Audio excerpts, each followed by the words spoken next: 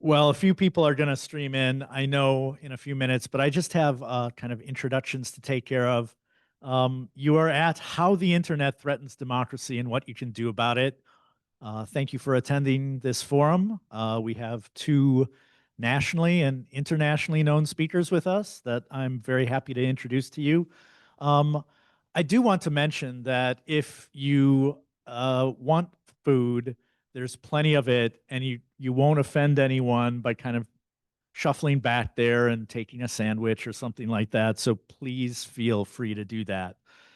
My name is David Seamers. I'm a political scientist here at UW Oshkosh, and it is my pleasure to introduce to you Nina Jankowicz and Mike Masnick.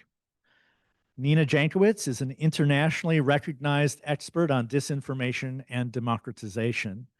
She was named one of Time Magazine's 100 most influential people in AI, and she is the author of two books: How to Lose the Information War, which the New Yorker called a persuasive new book on disinformation as a geopolitical strategy, and How to Be a Woman Online, an examination of online abuse and disinformation and tips for fighting back, which Publishers Weekly named essential. Uh, I have one of Nina's books here, and in fact, there are many copies back there. The bookstore has kindly gotten copies of both of those books, and I think Nina would be happy to sign some of those books if you buy one, right? And that would be a cool thing to read further on this subject. Nina Jankowicz has advised governments, international organizations, and tech companies. She's testified before the US Congress and the UK, Canadian, and European parliaments. In 2022, she was appointed to head the Disinformation Governance Board, an intra-agency best practices and coordination entity at the Department of Homeland Security. Mike Masnick is the founder and editor of the popular Tech Dirt blog, which explores the intersection of technology, innovation, policy, law, civil liberties, and economics. He's also the founder of the Silicon Valley think tank, the Copia Institute, and a board member for Blue Sky, the decentralized social media network. Described by the New York Times as something of a Silicon Valley oracle, his writings have been cited by the US Congress and the EU Parliament. Masnick and TechDirt have also been key players in ongoing battles over Section 230, net neutrality, encryption, and anti-SLAPP laws. Masnick is known for coining the term the Streisand effect, which describes how attempting to stifle speech online can paradoxically serve to draw even more attention to it. This event is sponsored by the Center for Civic and Community Engagement and the Tommy G. Thompson Center on Public Leadership. The Thompson Center on Public Leadership is delighted to be able to sponsor this event today, partnering with the Oshkosh Center for Civic and Community Development Engagement. And my great thanks go to Mike Leader, the director of the center, who worked for many hours to put this event together, as well as center interns Raina, Nevea, and Jess. Thank you. Big thanks also go out to the Thompson Center staff, Alex, Ruth, and Lily.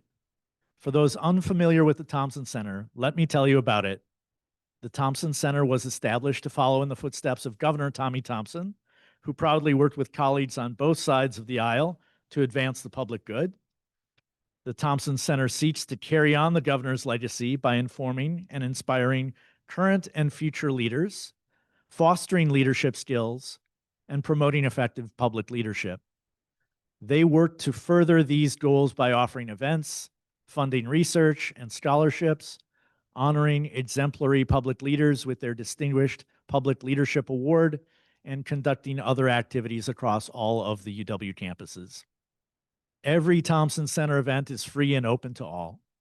For more information on their upcoming events, grant opportunities, and other aspects of the center, please visit the Thompson Center website. Our format today is simple.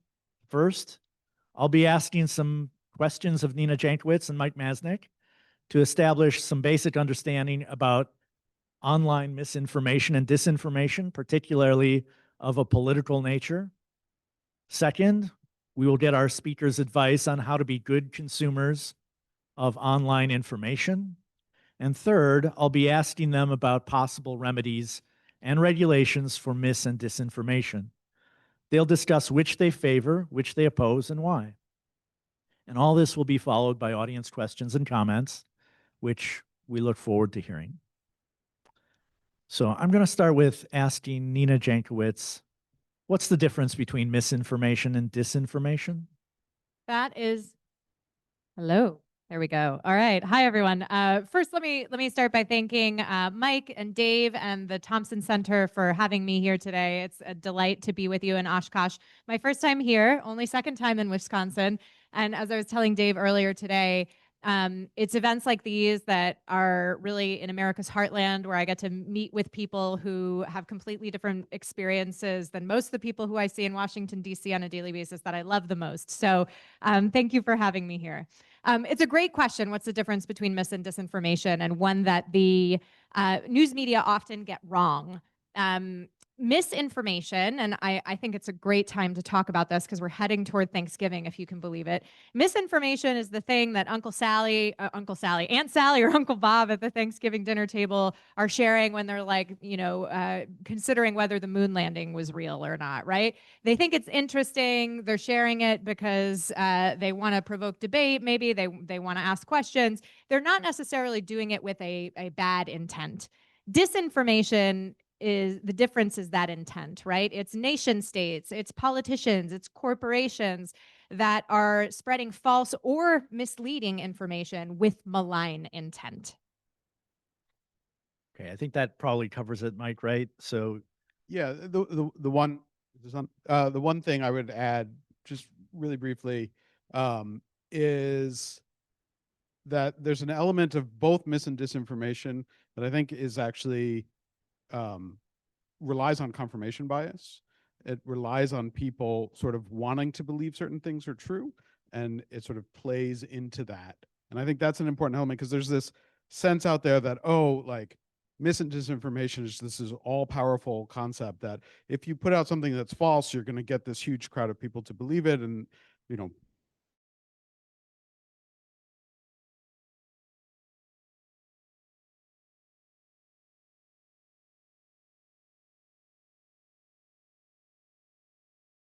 to build on the confirmation bias aspect of it. yeah, I was dealing with this in my American government class today. Disinformation wouldn't try to change your worldview, it would try to play into it, right? One thing that I, as a scholar of Russian disinformation, tried to disabuse the public of was this notion of fake news. If you remember back in 2016, that's how a lot of people referred to the crisis of truth and trust that we're facing now. But actually, very rarely were the successful pieces of Russian disinformation that we saw fake, cut and dry fakes. They were playing on real grievances, real issues and disagreements in society. They weren't necessarily just, talking about a mutant dog after a reporter or something like that. They weren't totally made up. And sort of related to that is that often both mis and disinformation will include certain elements of truth. And I think that's actually important, because then you can sort of rely on that and build on that and say, well, look, this is definitely confirmed. This is true, but they take it out of context, or they twist the context, or they misrepresent the context in a way that there's this concept out there that mis and disinformation is just like blatantly false information. That's rarely true. And also what happens is there can also be situations where they'll take stories that are true, where maybe like one little piece gets misreported, and then they'll claim, well, oh, that like the concept of mis and disinformation itself gets weaponized, because they'll take information that is otherwise true, but if some detail is wrong, then suddenly they'll say, oh, that's misinformation, that's fake. And so you have all of these sort of very nuanced elements in mis and disinformation, and when thinking about it, it's actually really important to I feel like we just started and we're like going down deep in the weeds, but I actually think that's kind of important, because it's too easy to sort of create this sort of stereotype of, false information, fake news, disinformation. And then when you do that, you also very quickly get to the point where it's like, if you see something that you think is misinformation, but then somebody falls for it, you're like, well, they must be stupid, right? How could they have fallen for that, piece of misinformation? But it's not, right? It's usually very thoughtfully crafted in a way that will play on people's biases or concerns or beliefs and sort of try and, guide them down this path towards a false conclusion by misrepresenting the things. And so it's actually, I think it's really important often to think through the actual nuances of it rather than just having it be this sort of wide caricature of, oh, it's just Russians posting blatantly false information. Well, it does make me wonder, and I'm going to go to you first, Mike, and then Nina can respond. Who creates disinformation? Um, if Uncle Bill, passes it along, um, who is the, how many people started it, or where does it come from, or like what are their purposes, right? And I think the answer to that is going to be big and multifaceted, but I'm really interested in how you tackle that. Yeah. And if we're talking specifically about disinformation, which again, going on sort of Nina's definition, is stuff that is purposely to mislead. I think misinformation comes from everyone. Lots of people make mistakes. I think everyone at some point or another probably shares something that they don't intend to, or that they don't realize is false, often because it's sort of confirming a pre-existing bias. The disinformation, the stuff that is sort of maliciously put out there, comes from a number of different sources, some of which are governments, some of which are there are effectively disinformation entrepreneurs. There are people who find it profitable to push disinformation, to create and push disinformation. And there's a number of different ways that is profitable, from the purely creating fake news websites and flooding Facebook with fake news stories and getting enough traffic, having advertisements on it. It's very profitable. There are other forms of making it profitable, such as, there are certain podcasts or, newsletters or other things where people have built up a large enough audience that they want to keep them engaged and involved. And the best way to do that in certain cases is to have sort of, I'm revealing to you the truth that people will not tell you. And so and that is also a very profitable business. So you have the sort of entrepreneurial side of it, and then you have government actors that are seeking to create discord. Oftentimes, it always gets framed and they're like, oh, you'll have foreign actors trying to engage people to support a particular political candidate, is sort of a very common thing. But oftentimes it's just to like get people mad at each other, get people distracted, get people talking about stuff that is not actual important policies or important ideas or things like that. It's just to sort of rile people up. And then there are lots of other cases as well. Disinformation can come from all different sources. And then it just becomes a question of how does it continue to spread after that. I would agree with all of that. I generally sum it up as power and profit. Those are the two motivations. And often those can collide. We're seeing that a lot with governments around the world, particularly autocratic leaning governments that also have a monetary interest in spreading disinformation, because it allows them to hang on to power, which allows them to then fill their pockets with more monetary gain. How does it benefit other governments to make us mad at each other as, let's say, US citizens? So if we take the Russian example, and I'm not taking it because I believe Russia. I am just a Russia expert. I have 2 degrees in Russian studies. What Vladimir Putin wants is for Americans to be distracted. When we are distracted and at each other's throats and worrying about our domestic problems, we're going to pay less attention to what he is doing in a number of places around the globe. In sub-Saharan Africa, in Ukraine. He is also supporting a lot of nefarious activities in South America. So we'll pay less attention to that. There's also an element of asymmetric control. So by meddling in our political discourse and getting us mad at each other, he is able to then increase his credibility among world leaders. So, you know, subsequent administrations, Republican and Democratic, have iced him out because of his bad behavior on the global stage. But by meddling in our democracy, he has gotten meetings with 3 subsequent US administrations, and not even just meetings, summits where he has been, treated as an equal in some respects. And that's in part because he is engaging in this bad behavior, and the US government, at least until recently, would like him to stop, right? And it also increases his credibility at home as well. Putin, in particular, has to make an argument to his people that the Russian government and all of its kind of misadventures around the world are worth investing in, are worth admiring, are worth their respect, because there was until recently a lot of attrition of Russians going abroad to work in the tech sector, going abroad to work elsewhere.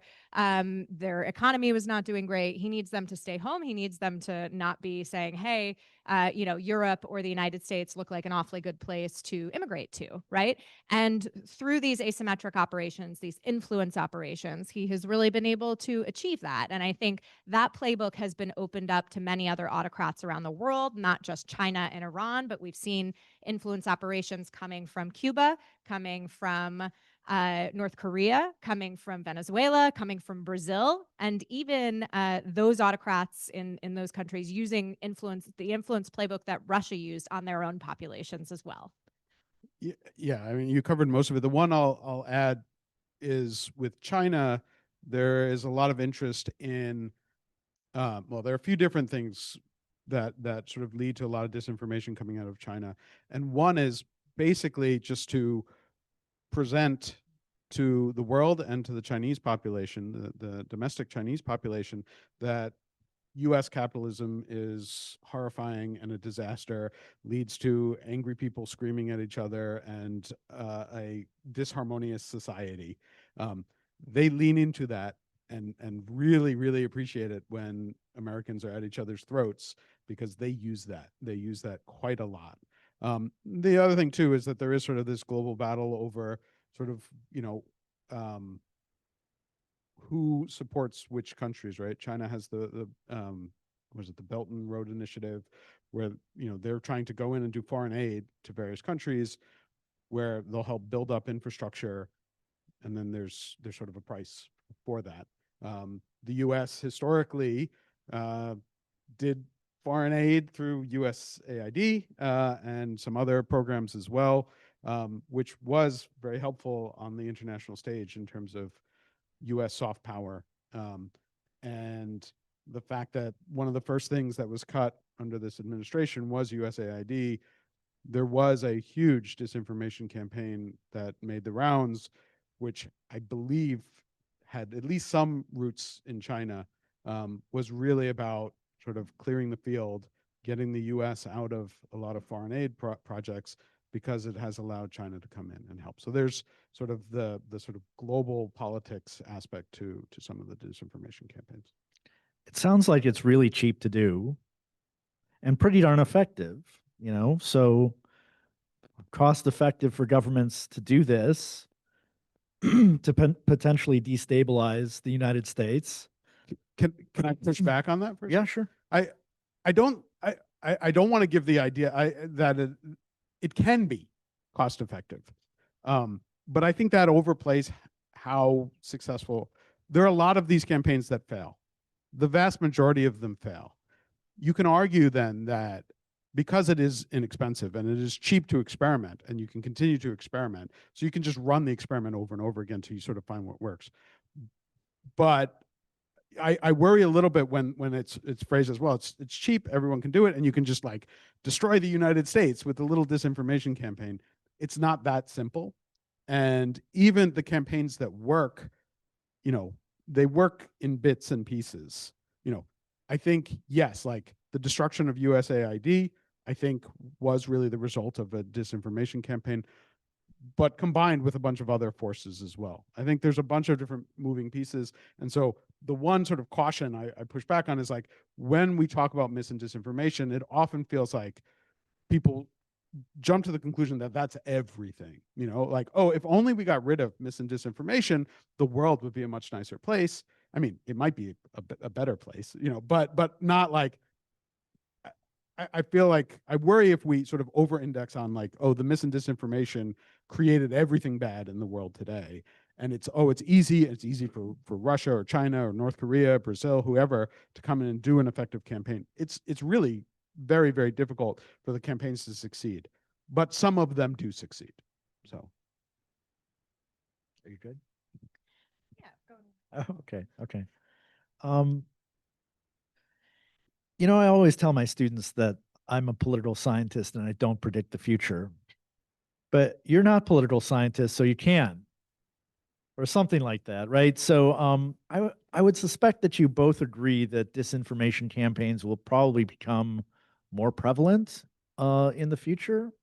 And if so, does that mean the damage done by them might be worse, or does that just mean that it'll all be noise? Um, I don't predict the future either. I learned a long time ago it's a very bad idea. What I can do is give my optimistic vision for what I hope happens, and I do think it is likely that disinformation campaigns will continue to exist, that we will see all different forms of them, and that they will change in nature and style over time because it's a constant experimentation, as we said. But where I am hopeful, and I know like there are a lot of people who are like, everything is doom and gloom. There's nothing to be hopeful about. I do think that society learns to adapt. And, if everything feels really bad in lots of ways when you start to dig into mis and disinformation right now. But we have similar, maybe a different scale or a different style, but there are historical examples of mis and disinformation campaigns that have been a big deal, right? I mean, we learn about them in history class. And over time, society learns to adapt. And I am, for whatever reason, still optimistic of society and humanity to when things are new, they're confusing, and maybe it's possible to fool a bunch of people for some period of time. But I am optimistic that over time we actually do learn as a society and as a civilization how to respond to those things, and how there'll be different kinds of campaigns. But I think people will become more, the internet is new relatively, and we haven't as a society sort of learned how to use it properly. And it's really interesting to go back to the history of the printing press. When the printing press first came out, society went through some stuff, right? I mean, and it took effectively a century. I mean, there are a few really good books on the history of the printing press and sort of what it did to society, because society didn't know how to deal with the fact that like anyone effectively could print anything. Begins to sound familiar to what we have now. And you had misinformation, you had disinformation, and you had attempts to use the printing press to change the world, sometimes for good and sometimes for bad. And it took society a really long time, about 100 years, depending on who you talk to. Some people say 200 years before society was like, okay, we can sort of get a hold of this. And some information that's published is false and some is not. But society did adapt. Well, I hope it doesn't take us that long. Yes. I mean, we'll all be long gone, but for my kids' sake. So I'm optimistic too, and I think we'll talk a little bit about information literacy, and that's one of the main reasons I'm optimistic, because I do believe that people all want to navigate this environment better.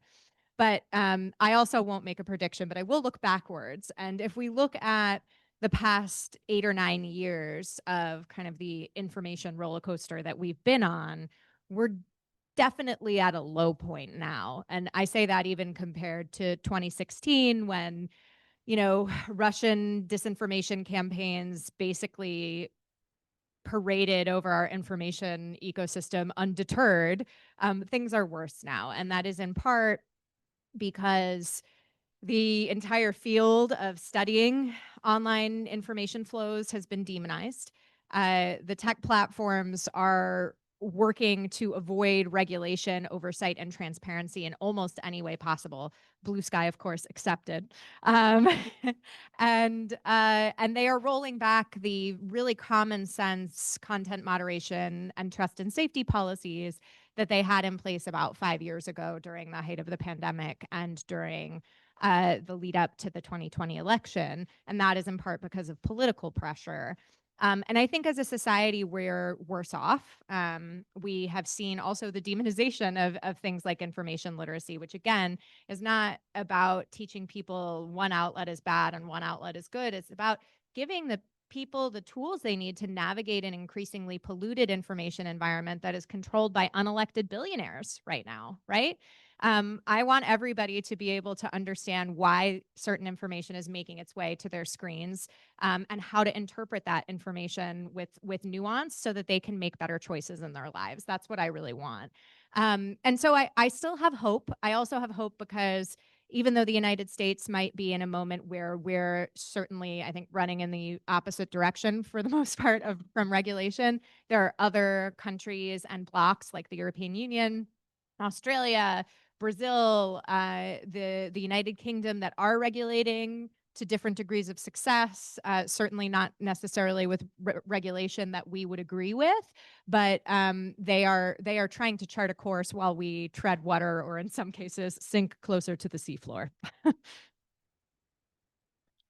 Thank you for that. That gives us a good sense of what the disinformation environment is, I think, and why it happens.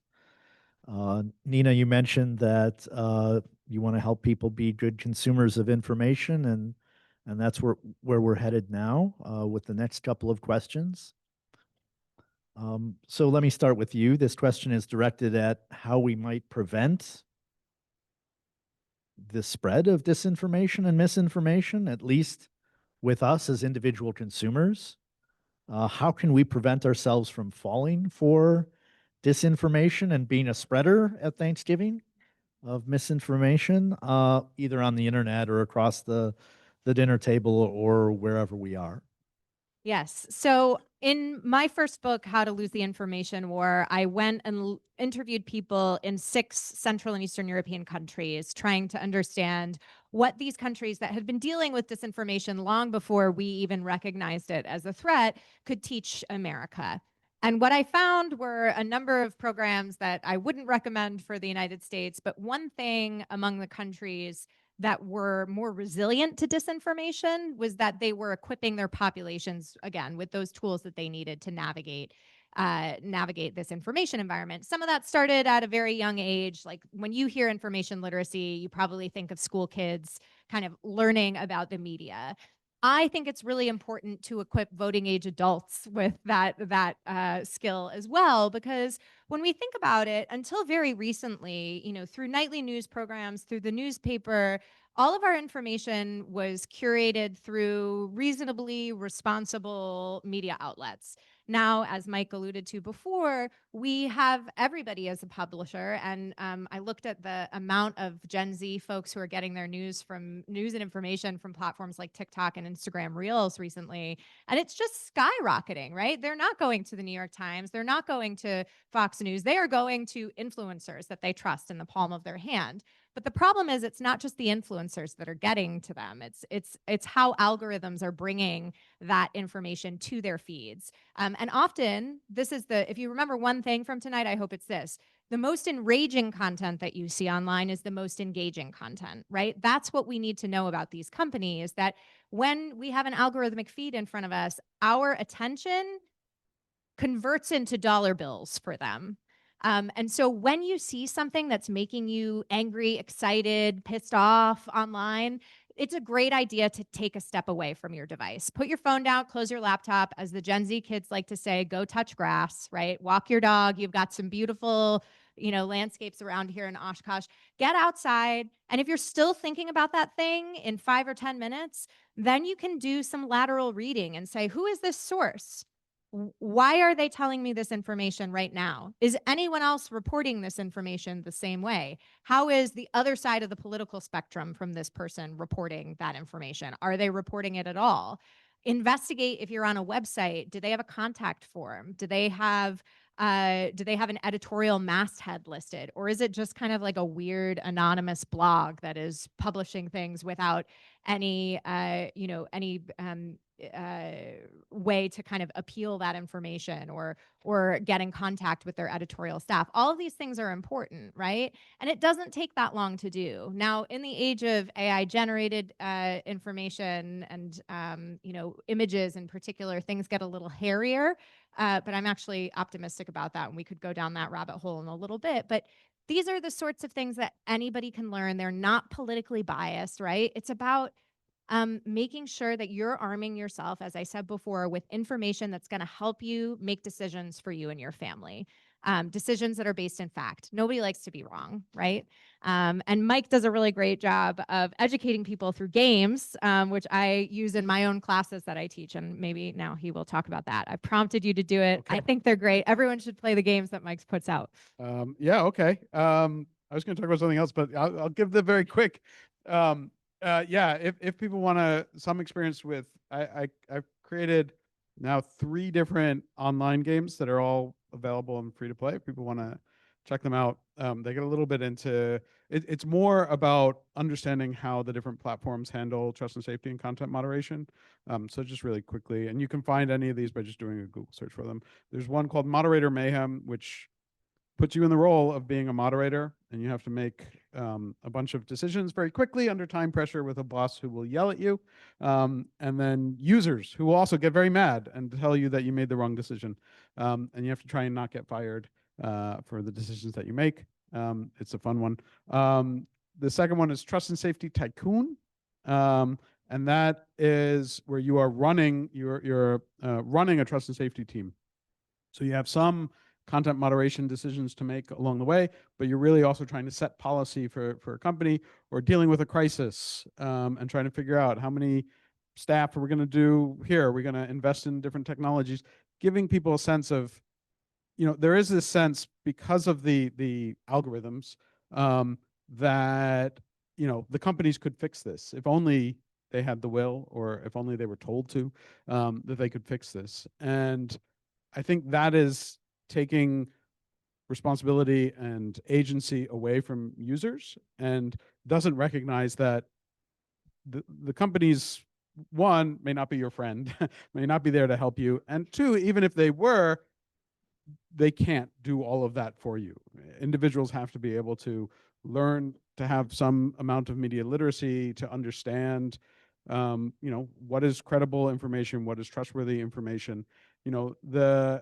The one thing that I 2 things I'll add to sort of Nina's discussion on learning media literacy for adults is, one, you're going to make mistakes, and I think it's actually important for people to admit that. I get caught all the time where something will come across my news feed and I'm just like, and I'll share it, and then either someone will yell at me and be like, hey, that's not true, or I'll realize wow, that really felt good. Take a step back, realize ooh, hey, that was a mistake.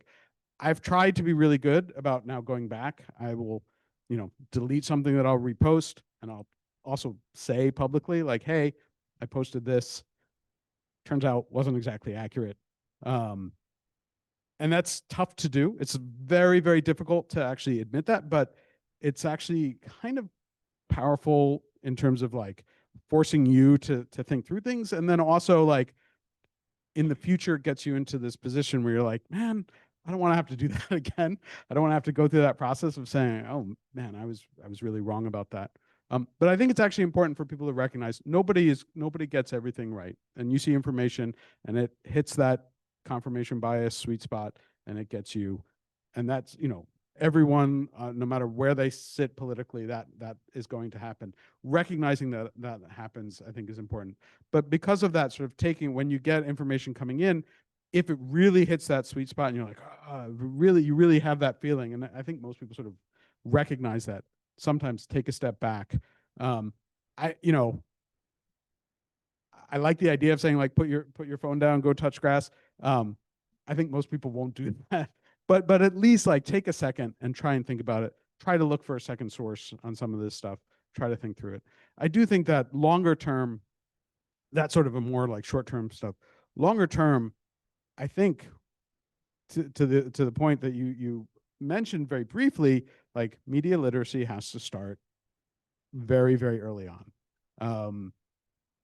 And I really think that kids from when they can start to speak and use devices, that's one of the things we should be teaching them in age appropriate ways, obviously. I think kids can pick up on it much faster than people believe. I know that every time I talk about media literacy, I get people push back on me and say, well, that takes too long. We have all these people who are already confused by this. But it's a big project to get society to be better about handling mis and disinformation. And, we have to look at it as a decades-long project. And part of that has to be better educating people to figure out which sources are trustworthy. But also, even if you think a source is trustworthy, those sources still make mistakes. They may not be purposeful mistakes, but they make mistakes, or they put things in a particular context that is a little bit misleading, or, there's a whole bunch of things. It really, really helps to start to try to look at multiple sources for things, including, if you can, sometimes, directly opposing that assumes that, like, all information has some sort of, like, political variance, which most of it doesn't. But looking at multiple sources, and you begin to realize very quickly, if you have the time, and again, like, people don't always have the time, but you begin to realize, like, oh, wait, this source left out this one piece of information, but somebody else mentioned it. You're like, oh, that puts it in a new light. I didn't think about it that way.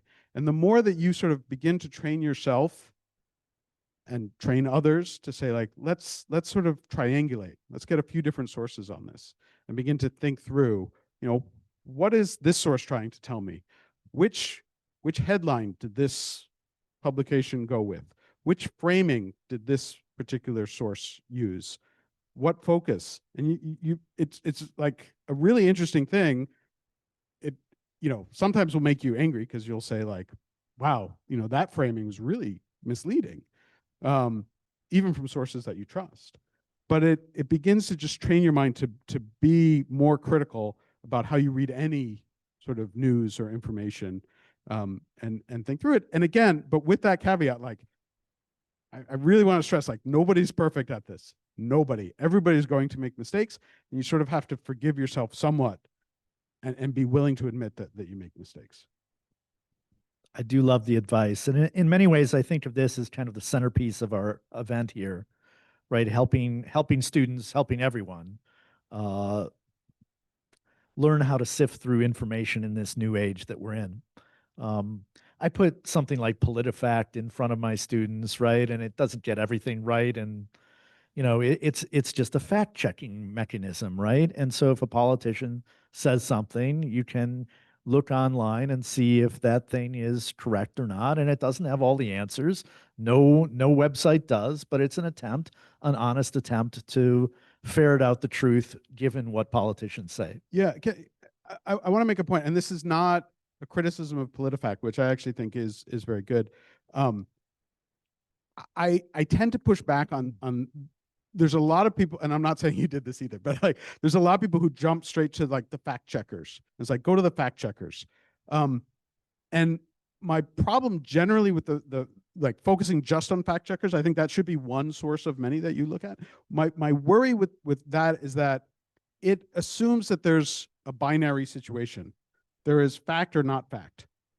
And so much of mis and disinformation, where the problems come in, is not that, but the context.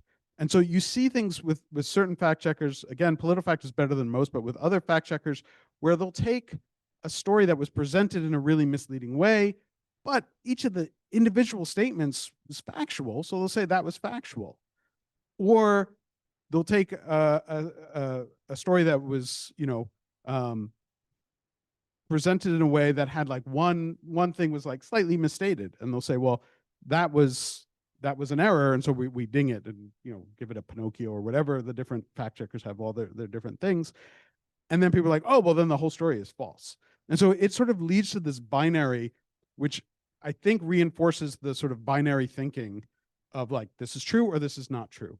And often that, I think, makes it more difficult for people to understand, like, it's not, most of the time, the mis and disinformation that you're seeing is not blatantly false information.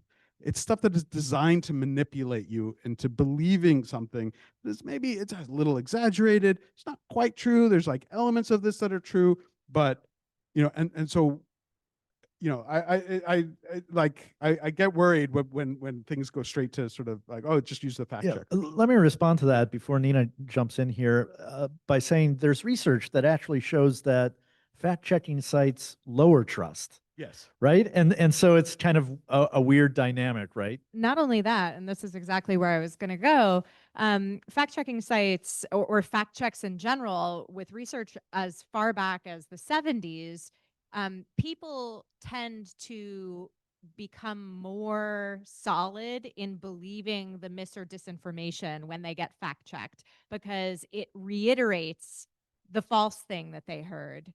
And then they don't remember the true thing. So when you do fact check, which, it's not my preferred method of responding to any of this because it's reactive, right? We want to get there before the misinformation has a chance to spread. You do what's called the truth sandwich, and you have the truth, the false thing, and then the truth again. And even then, the fact checks don't always perform very well. Back in like 2016, 2017, when I was living in Ukraine and the US government was very, very concerned about Russian disinformation in the entire region, they were investing in fact-checking programs all across the region. And I ended up writing the paper for my Fulbright fellowship there about how fact-checking was bad. Because frankly, the fact checks were going out to like the diplomatic community and people who already knew that Russian disinformation was a problem. It wasn't reaching the people most generally who needed it the most. And that's the same thing that we see with many of the fact checks in the United States today, unfortunately. Also, people tend not to respond very well when you hit them over the head with the truth. If you want to fact check a relative, here's another Thanksgiving tip. When Uncle Bob comes out with the misinformation, better to not say, Uncle Bob, that's not true. Ask him why he believes that. Get into a conversation about it. Because if he's interested in QAnon, although it seems like fewer and fewer people are these days, thank goodness, if he's interested in QAnon and you ask him why he believes that, it might turn out that he's really concerned about child trafficking. And then you can kind of bump him in the direction of more authoritative sources of information rather than saying you're wrong and you're stupid for having believed that. That's not going to get you anywhere except out of favor with Uncle Bob, and you might not get a piece of apple pie. The other thing I would add to that is when, this is, it depends on what situation, but when you're in sort of one-on-one situations where someone is saying misinformation, it is often helpful to basically recognize where they're coming from. And again, recognizing that sometimes, the information is blatantly false, but you can often say like, I understand why you think that is the case. And you can discuss, I mean, I think Nina's approach is great, but also just like giving some sort of like recognition of where they're coming from, as opposed to like going immediately to like, that's wrong. Like, here, look at this, so-and-so said it's wrong, you're stupid, blah, blah, blah. Like that gets people's defenses up. But just, having that discussion where it's, look, I understand, like, hey, I saw that story also. And, did you think about like, there are some other angles on it that are worth thinking about. There are ways to move people generally towards like rethinking where they came from without it just being like banging them over the head with it.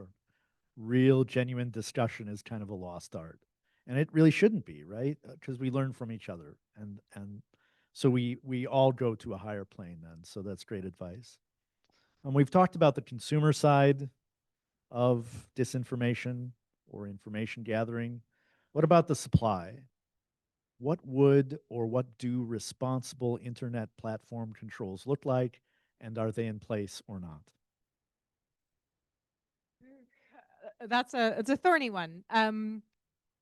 So I think we were getting there a couple of years ago. And as I mentioned before, this whole area has become so politicized that many of those programs and investments that were made by platforms, some of which I agreed with more than others, have been rolled back now. For example, Facebook very notably early this year announced that it would be ending its fact-checking program in the United States. Now, I know I just denigrated fact-checking, but the one thing that Facebook did here with its fact-checking program was invest in civil society organizations across the political spectrum to do fact checks on content that was surfaced by, I think, was it by content moderators or by users that they flagged for a fact check, Mike? I forget. I don't remember with Meta. Well, it somehow made its way to these content or these fact checkers who would provide context. It wasn't used for content moderation decisions, but just to provide more context for those claims as they appeared on Facebook in the wild. I spend a lot of time on social media for my work. I don't think I ever saw like a single fact check surface on my feed. This wasn't about removing speech, right? It was about giving people more information, perhaps links to where to vote, how to vote, voting information, health information, things like that. And yet, Mark Zuckerberg has decided to remove that in kind of an act of political contrition to the Trump administration. That was something that I think cost them very little and again armed people with good information. I have always felt that the platforms don't go far enough in terms of threats and abusive speech that actually tends to depress the speech of minorities and women when you are being hit as someone who has dealt with a lot of this with death threats and really harmful vitriolic language. You don't want to speak out yourself. And I think that if there are truly, public squares, the platforms should be taking more action against this. But in terms of mis and disinformation, I do think there were areas in the 2020 year where the platforms probably went a little bit too far, particularly in a time when the news was moving really fast and they were trying to protect an election, protect public health, so that people didn't die or lose their right to vote, right? And I think Mike's point from earlier is really important to remember, right? There are human beings behind all of this. There are human beings making these decisions, and sometimes those content moderators are going to make mistakes, and in many cases, they admitted to making mistakes. I think this whole debate, the thing that's often missing from this very politicized debate is that if you don't like the way that something is going and you are an elected official in Congress or in state or local, well, mostly state bodies, the answer is not just to demonize an entire field. The answer is to use your power as an elected representative to get more oversight and transparency over these bodies. As I mentioned before, unelected officials controlling our public squares, they're billionaires, their interest is in making more money, not in our democracy. And so what I would hope is not necessarily that the tech platforms of their own volition regulate themselves, but that we actually have some smart, reasonable regulation, not about what content can be posted on the internet, but about the ways that these platforms are behaving and making them accountable to the millions of users who rely on them to speak their mind. I have like 6 different things I want to respond. I know I went kind of all over the place there. Sorry. No. It's good. I think that there have been some really interesting experiments with different platforms in terms of how to deal with different things. Some of them have become politicized and then became problematic. Fact checking being a perfect example. It has become there have been multiple times where people, often politicians, have referred to fact checking as censorship, which is a very bizarre framing as far as I can tell. Fact checking is always more information. Even if I have trouble with like people focusing too much on fact checking, the idea that fact checking could ever be censorship feels wrong. It's literally more speech. It is someone giving an opinion on whether or not something is true or false. But that said, there have been lots of interesting experiments in terms of how the platforms deal with this. And I think the one that people may be most familiar with, because it got a lot of attention, is what the platform that is now known as X refers to as community notes, which actually predated X when it was Twitter. And it had a different name. It was Birdwatch originally. And it's very creative and very thoughtful and really focused on sort of trying to allow users to build consensus around something. The mechanism behind it is some open source code that was actually very, very interesting, that is being used in lots of interesting ways. And now Meta is testing a similar sort of thing. YouTube is testing a sort of similar thing. I don't think it is a replacement for lots of other things, but I do think it is actually a very interesting and useful tool. That was an experiment, was originally a very small experiment by Twitter, and then became a, Elon sort of turbocharged it, in both good and bad ways. And I think that there are other tools like that that allow for people to engage in these things, as opposed to having it be powers from above that make the decision. Because one of the things that I think is very clear is that when there is a sort of central point of power that makes the decisions, whether that is a platform, company, or a government official, because those are sort of the two main areas of power, it becomes an immediate target for control, because whoever controls that becomes very powerful. That's why you have Elon buying Twitter. It's why you have politicians trying to pass laws to say this kind of speech can be allowed, this kind of speech can't be allowed. It's why there's so much targeting of any sort of bottleneck of control. And so to me, the more interesting thing is, can we get to a space where there aren't these so many friction points that can be controlled, so that no single person can come in and take them over, whether it's for profit or whether it's for power or whether it's combination, because those two things often go together. That's where I think the real problem begins to come in. It's why I am very clear to say I'm biased. I'm on the board of Blue Sky. I think Blue Sky has done something very interesting in that they have what they refer to as algorithmic choice, where they have an algorithm that will recommend stuff to you, or you can use any other algorithm. And right now there's over 100,000 algorithms. So anyone can make an algorithm. There are third-party services that will create algorithms for you, and then you can let other people use them, and people can experiment. And that also allows, rather than just being focused on engagement bait, which is what most of the big company algorithms are, you can have other ones. So like one of my favorite algorithms is something called quiet posters, which the only purpose is like the people who you follow, you decided to follow, who don't post very often, you probably miss what they say because they're not there every day, they're not posting, but you can just see the people who only post once a week, and you just get a feed of that. And there are other sort of creative solutions that sort of disperse the power and allow for it not to be a single point. The other thing that I think is very interesting and is worth sort of looking at, though is now suddenly ridiculously coming under attack, is the way that Wikipedia manages to exist. And like for people who remember when Wikipedia first came about, everyone was like, oh my God, this is horrible. How could you trust that anyone could edit it? This is the worst thing in the world. And students in schools were always told, never use Wikipedia. It's the worst thing in the world.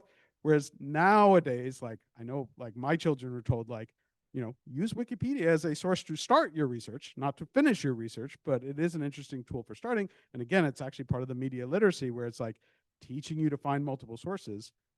But there's really some interesting things about how Wikipedia has managed culturally. There was just a very interesting study that came out that talked about sort of the culture of it, because there are so many, there are not rules, but customs associated with Wikipedia, so that the people who edit Wikipedia, anytime a new edit comes, they will say, like, what is the citation for this? Is this neutral? because they sort of try and push out anything that is seen as bias. So is this neutral? What is the citation?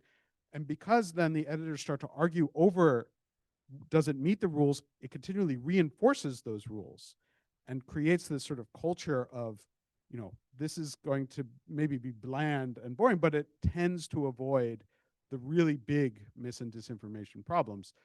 So I'm not saying any one of these approaches is like the approach that everyone should take, but we're beginning to see these really interesting creative approaches that, are part of, society adapting. I have a quick story about Wikipedia. When I came under fire for having served under in the Biden administration, somebody made a Wikipedia page about me. It was like a little bit biased, but not the worst thing that had ever been said about me. And gradually, over the years since I've been in government, little edits have happened. Sometimes people try to deface my page, but within minutes, other editors revert those changes. And recently, an editor started kind of not overhauling in a bad way, but like spiffing up the page, making sure some of the things that the biased person who had originally made the page had left out. And this person made a bunch of changes, and then the other editor who had created the page got so mad that they reverted all of them. And then my page got locked for a year because it says, Nina Jankowicz, contentious topic. So my story is not nearly as interesting, but my Wikipedia page disappeared for about 7 years. Somebody deleted it saying I was not notable. And so I was like, okay, I mean, I guess if I'm not notable, so be it. But then it came back a few years ago. But I do think it's an interesting model.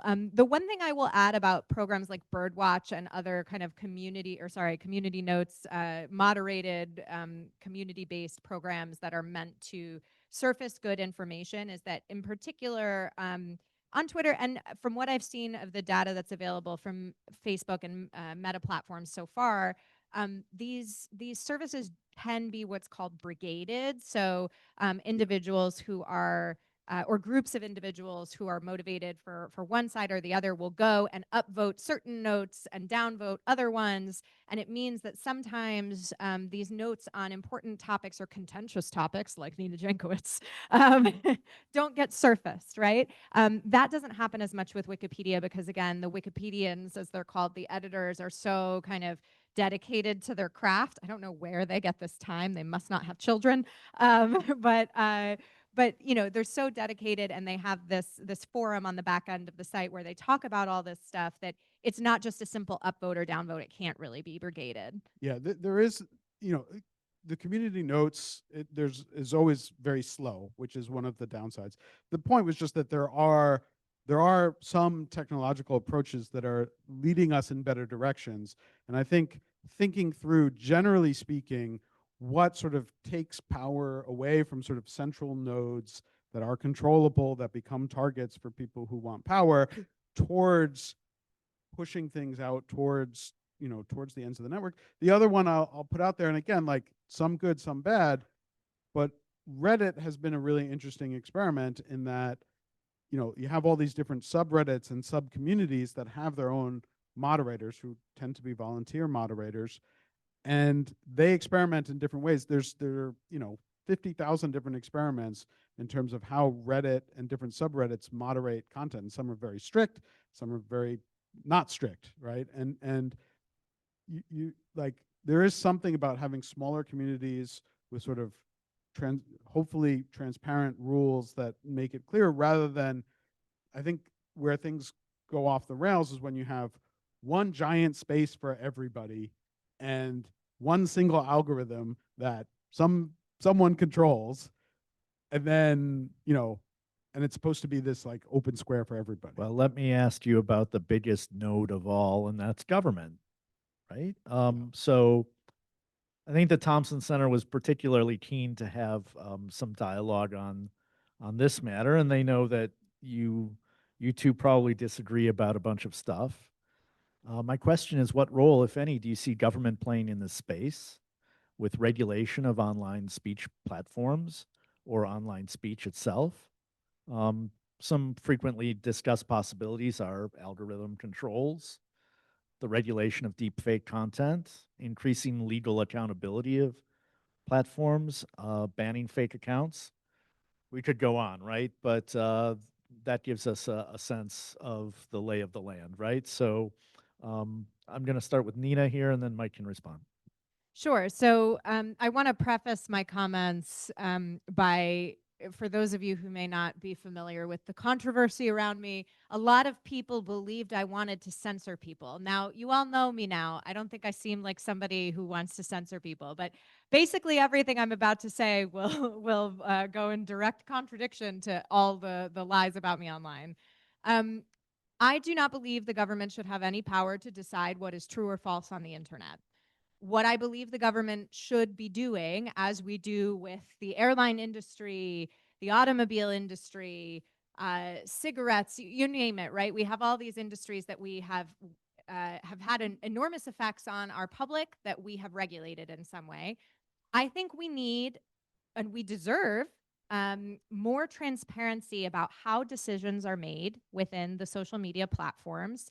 And as some other countries have done, we need to understand that the platforms are operating and kind of taking care with users, right? I think there is a good business case to be made that users deserve to be safe on platforms. That is not to say that disinformation would be one of the things that I think the government should regulate. I'm actually talking about more of the harmful content, deepfake pornography, which, if you don't know, is when using generative AI, people are able to take a picture of somebody, just one single picture, and insert them into sexual acts they did not perform or consent to, and then post that on the internet. I have been affected by that myself. There's a lot of steps that we could take to make these platforms more transparent and to have oversight over them. And I think before we take any other step in regulation, that is what we need, because up till now, the platforms have been essentially grading their own homework in terms of how they respond to pressure from users and from civil society and governments, right? They're saying, oh no, we're not taking more content down than you think, or oh no, we're not responding to pressure in this way. We're only responding to pressure in this way, but take our word for it. You don't need the data on it. They've actually blocked researchers like me from accessing data on their platforms so that we could make these cases before the public, because I think they don't want to be held accountable in that way. And I think it's government's job to provide that access to data and also to provide that transparency and oversight. But like I said, government should not be in the business of deciding what is true or false. One other thing that government should be doing, I think, though, is dispersing grants to local organizations to arm people with good information, doing those information literacy programs that we talked about before, with a strong editorial firewall between government and those who are receiving the grants. There's a lot more ideas, but those are the big basic ones. So yeah, you sort of set this up and this is an area where we disagree. And I think that's true, but I think, like all of this, it's nuanced. Like when I say I don't think those approaches will necessarily work, I think it's important for me to explain why. And it's not that, I don't think people should feel safe online. I do think people should feel safe online, but I worry about those approaches and whether or not they'll actually succeed, or whether or not they'll actually somewhat make the problems worse. In that, when you talk about things like greater transparency, I'm a supporter of greater transparency. However, when we have governments come in and start to mandate transparency, one, you begin to get some First Amendment issues there, in the same sense as if the government were to go to the New York Times or to Fox News and say, we need to see how you choose which stories you're going to lead with.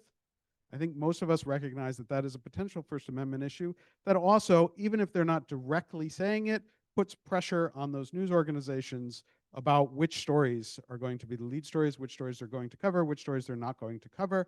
And we've had some cases where in California, where I live, there was a law that was passed that had a transparency element to it. And I went to the hearing where the judge reviewed it and basically said, and the attorney general, the assistant attorney general was arguing the case for California and kept saying, no, we're not trying to pressure them. But the judge kept pointing out, it's like, but like, the way this, because they have to now reveal their process, they're going to feel pressure to make sure there's nothing that you will then criticize them over, and therefore it is impacting speech. So I would like to see more transparency, but I worry about mandates on transparency because I think it allows government officials, very powerful government officials with perhaps conflicting ideas, to put their thumb on the scale in some form or another. And so that's my fear with a lot of these kinds of approaches. The issues around deep fakes, again, I think sites should be, very good about taking down deepfake adult content, certainly all sorts of other things. But when you start to put it into the law, you begin to run into problems. So we just had the Take It Down Act pass as a federal law, which has some elements of being able to ask for certain types of content to be removed. And on its face, it sounds good, it looks good, it's, horrible content in some cases. But then you have something like, Donald Trump at the State of the Union this year, before he signed the bill, talking about how he wanted to, and mentioning, going slightly off script, saying, oh, I'm going to use this to take down all the bad content about me, which is a First Amendment problem. And then having South Park come out with their first episode in years that happened to make fun of Donald Trump, happened to present a deep-faked parody of Donald Trump that probably violates the Take It Down Act. There's some questions there, depending on how you view it, where maybe it's sort of a borderline thing. But just the fact that we're raising that question might make some people say, well, oh gosh, do I want to do a parody about the president now, when there's this law in place that could take it down? Now, maybe there are ways to write better laws, to write around things like satire and parody, but you're beginning to get into these situations where it becomes tricky. The other thing I'll sort of add to that, and there's a lot of different specifics, but one of the vectors of attack that both sides of the political spectrum have decided is that there's a law out there, Section 230, which some people know about, which gives the platforms immunity for their moderation decision. Basically, any third-party content, if it's a defamatory, which is the sort of standard case, the liability goes towards the person who did the speaking, not the platform that hosts it. There's a slightly misguided belief, I would say there's some misinformation and disinformation about Section 230, that is the root cause of all the bad things on the internet. And if we just got rid of 230, or if we just changed 230, we would solve all problems. Now, the funny thing is that Republicans say if we got rid of Section 230, it would make websites host more content. And Democrats say if we got rid of Section 230, it would make platforms host less content. They can't both be right. I think both of them totally misunderstand how Section 230 works. And without going too deep into the weeds, though this is a topic I can speak for hours on, 230 actually lets the companies experiment without facing legal liability for the experiment. Things like community notes, things like Wikipedia, things like the algorithmic choice that I talked about with Blue Sky, those are all much, much harder to have exist without something like Section 230 that allows them to experiment. Because as soon as you take that away, then suddenly you're facing potential legal liability for the way that you have decided to design your product. And there's a huge push now to hold companies liable for product design issues and product liability issues, basically saying, because of your algorithm, something bad happened. And so we're not suing you over the speech, we're suing you over the design of the algorithm, and that violates it. Those cases have had mixed results. So right now, depending on where you are in the country, in some cases, those cases will work, and in some cases, those kinds of cases won't. The Supreme Court had a chance yesterday to hear a case that maybe would have clarified that, and they decided not to hear it, so it remains. It depends on where you are in the country. But I think if we want experimentation, and if we want to see the platforms figuring out how to deal with this stuff, that leaving Section 230 in place is really important, because it allows for this kind of experimentation and for people to learn stuff. And so, like, the one other element I'll add there is that there is a belief that I don't want to say this is misinformation, but there is this belief that companies only act when the law makes them act. And I don't think that's true. Obviously, the law has huge pressure on companies, but so do users, so do advertisers, so do partners.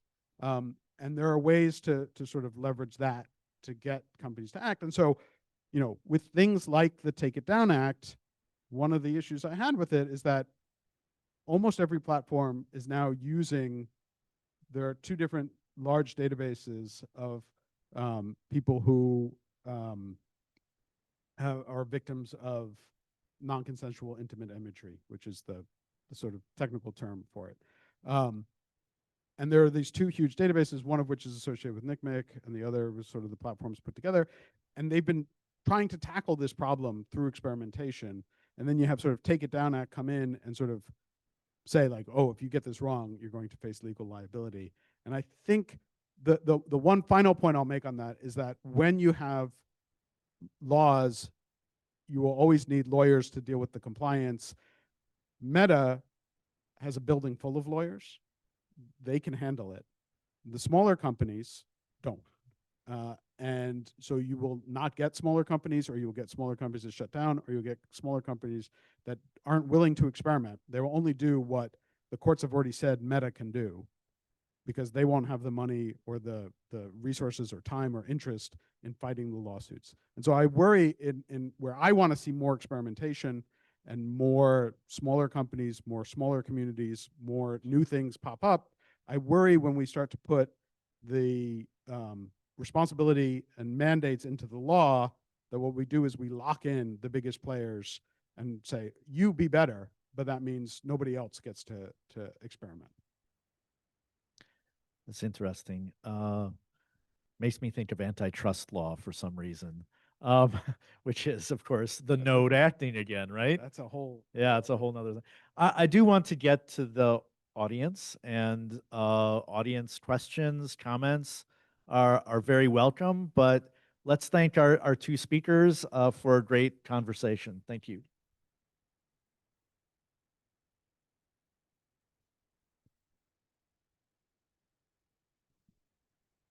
Our mic leader is coming around with a microphone, and just raise your hand if you're interested. There's a hand over here, Mike. And folks online, feel free to drop a question in the chat and we can ask it that way as well. So I'm taking a computing ethics class right now, and we were introduced to like a code of ethics we have to follow. What would your thoughts be on a code of ethics being taught in middle school and high school that teaches users how to act on the internet?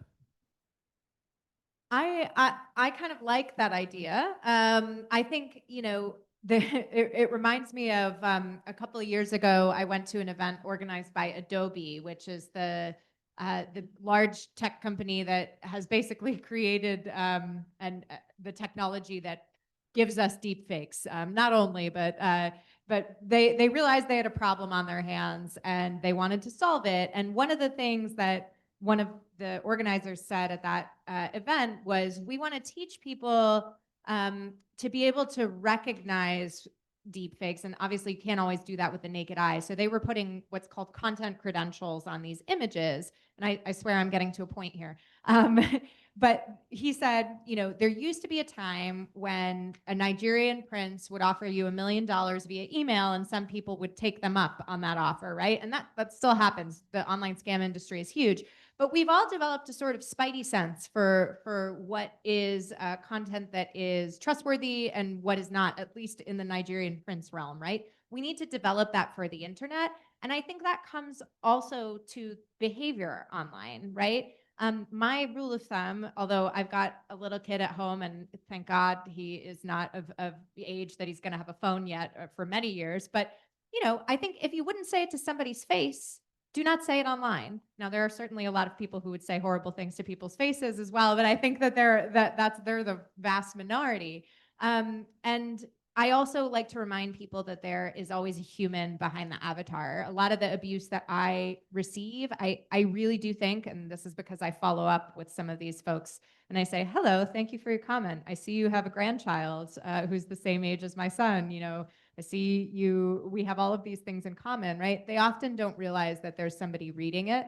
And so I think educating people about the actual offline harms that online abuse perpetuates is really important too. So that could certainly be taught as part of an information literacy curriculum presented to children, from a young age. In Finland, they do it from kindergarten on up. Yeah, I would just say I think the literacy aspect of it is more important than the ethics aspect. I mean, most law schools now make students take an ethics class. There are lots of pretty unethical lawyers out in the world. I know that a bunch of business schools now have ethics classes. There are a number of business leaders who have MBAs who are maybe not the most ethical people in the world. I don't think it's bad to teach people ethics, but I always worry about sort of like over indexing on sort of the simple solution. I think, if there's a ethics education that is not just like, here are sort of principles of ethics, but that really sort of dive in and challenge you to think about what is ethical and what is not. Those are actually really interesting. I mean, this is just like, I remember when I was in college, I took a class on values, which was like really, really mentally challenging because the professor was very good and was very focused on like figuring out ways to make everybody sort of challenge the values that they had, because you often don't think about what your values are unless you're forced to. And so things that actually do, because then it's just part of the exercise of thinking critically.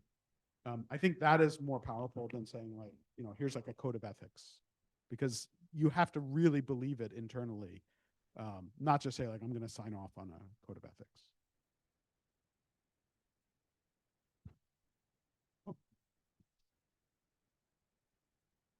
Do you think that the rise of AI has helped with misinformation because it gives you kind of a fast answer to any question you might have? Or do you think it's kind of made it a little bit worse because it always tells you that it's still learning and it has problems with it? So without even knowing, it can cause mis and disinformation. Well, AI itself perpetuates disinformation and hallucinates fairly frequently. My nonprofit also did a study earlier this year that showed that it's a little bit complex, but there's a large group of content aggregation sites that are linked to the Russian government that basically republish stories from known Russian propaganda outlets. And we proved that the intent behind this content aggregator, because it was not made for human consumption. It was like a really bad design on the website.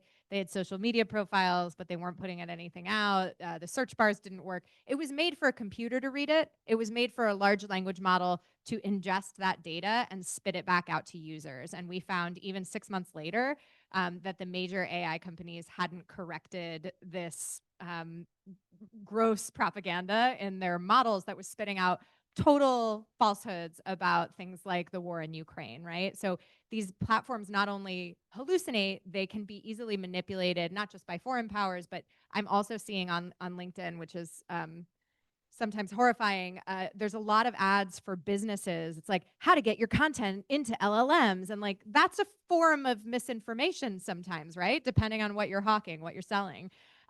So that is worrisome to me. The last thing I will say, I'll mention Ukraine again. A Ukrainian colleague of mine made this really great infographic that compared information operations in 2016, foreign malign information operations, to today in 2025.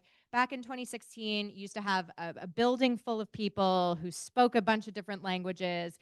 They would include people who were, content writers, people who were graphic designers, people who were social media marketers. And the content that they would put out, as Mike noted before, wasn't always great, right? Like often we'd find Russian influence operations because they'd have grammatical mistakes in them. It would be like, oh, in Soviet Russia, influence operation does you sort of thing.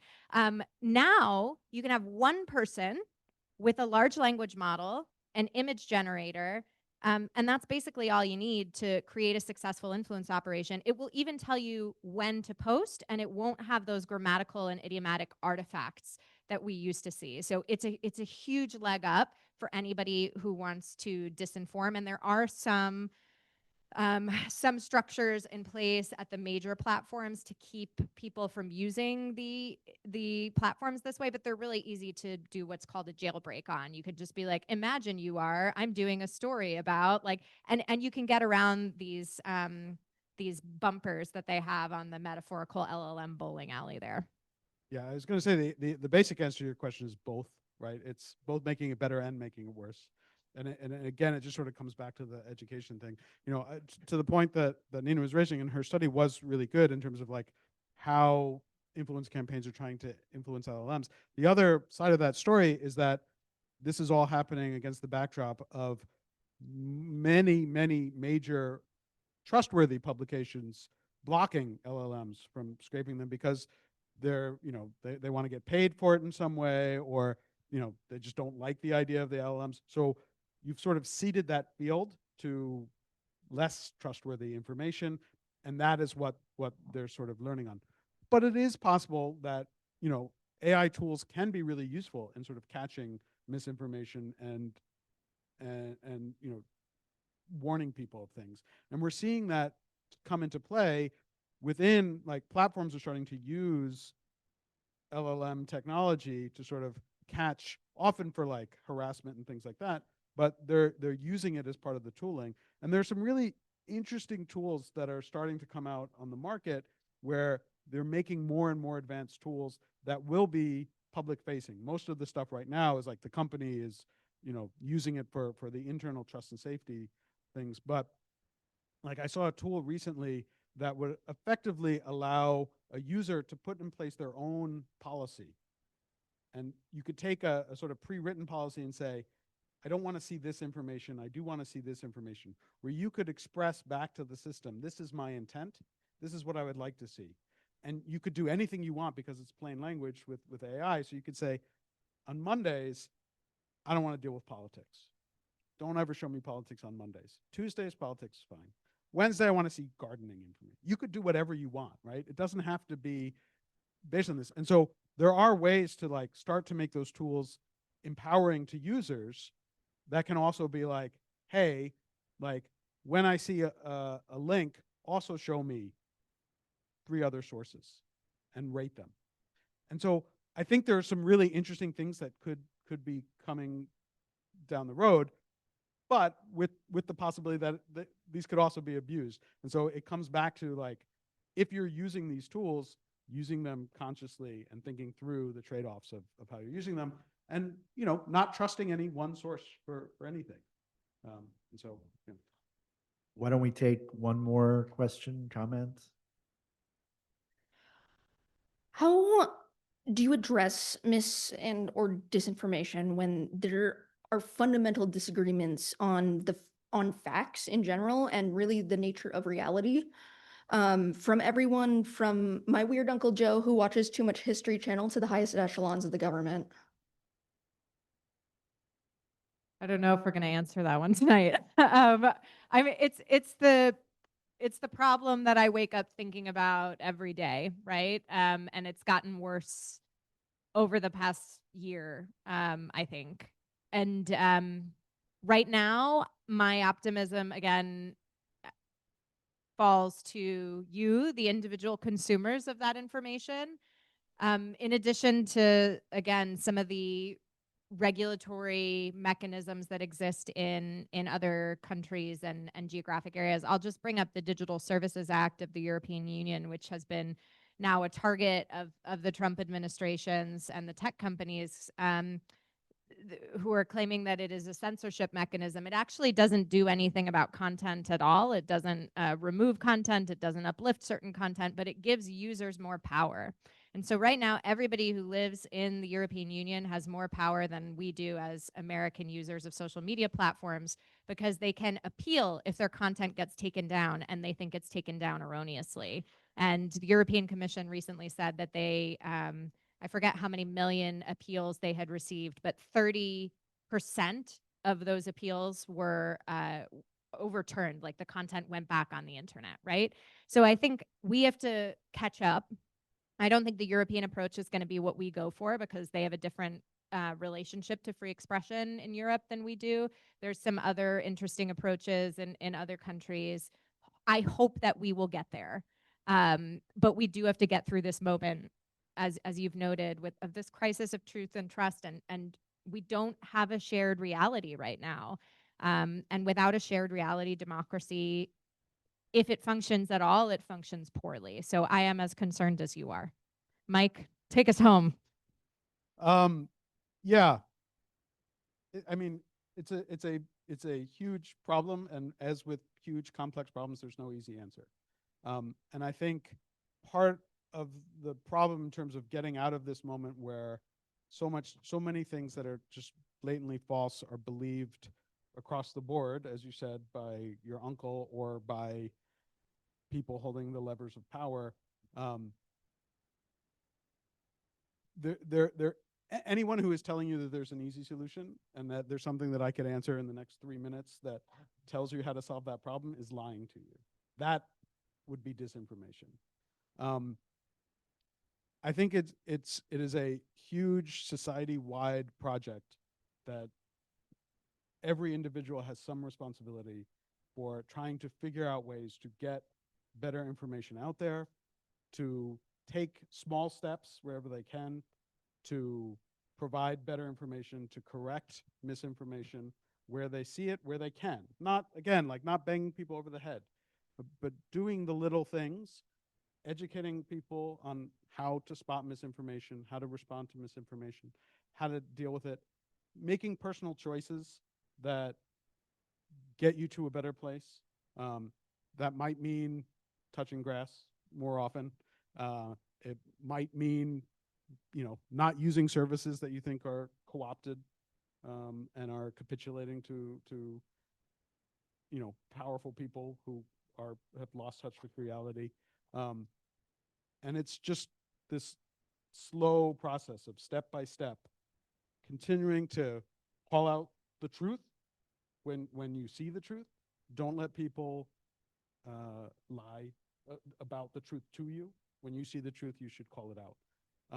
And just take those steps bit by bit. And that's the only way through. And hopefully through that, people learn how to deal with misinformation, how to deal with disinformation. We get more towards a truthful world, and we, elect better people in general. But it is a long, hard process that there isn't an easy answer for in the short term. Thank you for those questions. Appreciate that. I know that our speakers will be happy to mill around for a bit and answer anything else you have. Of course, Nina Jankowicz's books are there, and I invite you to take a look at them. What is not misinformation or disinformation is that there's still food back there, and especially for the students, just grab what you want, please, because otherwise it goes to waste. What is not misinformation and disinformation is that I have great thanks for the Thompson Center and for the Center for Civic and Community Engagement for putting on this event. And what is not misinformation or disinformation is that I'm very grateful to Nina Jankowicz and Mike Masnick for being here. Thank you very much.